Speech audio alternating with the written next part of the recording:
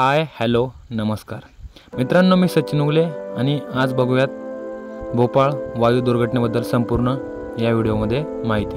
Union carbide India limited हा 1970च्या दशकातील एक महत्त्वाचा असा प्रकल्प होता। अमेरिकन मल्टीनॅशनल सबसिडायरी येथे सेविन कार्बाइड नावाचे एक कीटकनाशक मिथाइल आयसोनाइड MIC आणि इतर काही द्रव्यापासून हे आयसोनाइड बनवलं जायचं।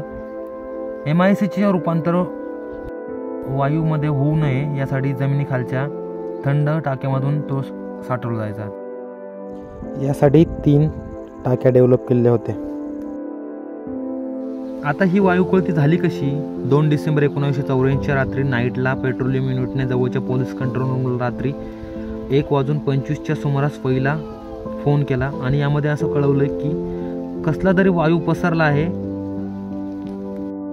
मिथाइल आयसोसायनेट ह्या लिक्विड असलेल्या टाकीत एका कर्मचाऱ्याकडून पाणी सोडले गेले, पण ते बाहेर येण्यासाठी देखील दुसऱ्या बाजूने नोझल बसवलेले होते।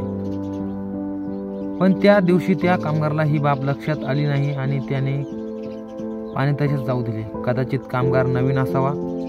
टाकीत पाणी जास्त झाल्यामुळे या मिथाइल डायऑक्साइड असलेल्या टाकीत अभिक्रिया सुरू झाली आणि यामुळे इतर वायूबरोबरच मोठ्या प्रमाणावर कार्बन डायऑक्साइड तयार होण्यास सुरुवात झाली।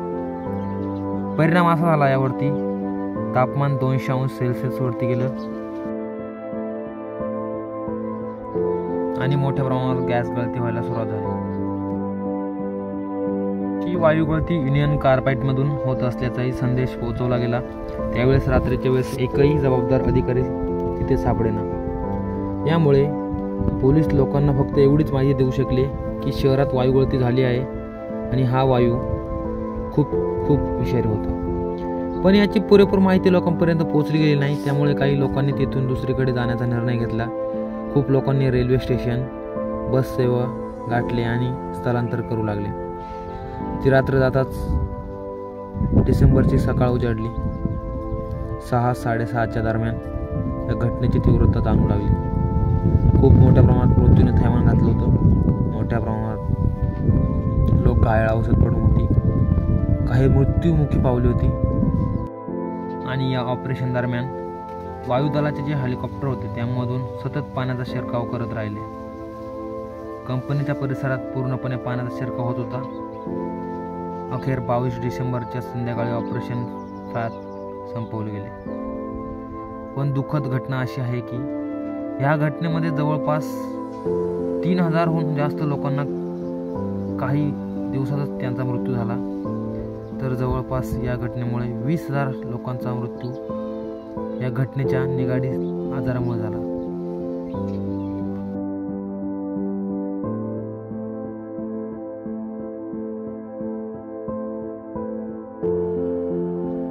मृत्युमुखी पावलेल्या लोकांची शरीरे लोक भोपाळ मेडिकल कॉलेजच्या आवारात आणून टाकू लागले। या इलाजाबाबत पुरेपूर डॉक्टरांना देखील पुरेशी माहिती नव्हती।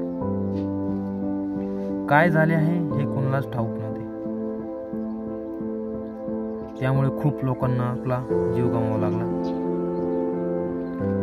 यामध्ये 16 डिसेंबर 1984 पासून ऑपरेशन फॅथ सुरू करण्यात आलं।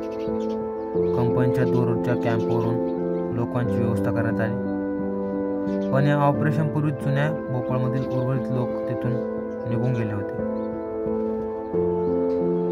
16 डिसेंबरला फॅथ ऑपरेशन सुरू झाले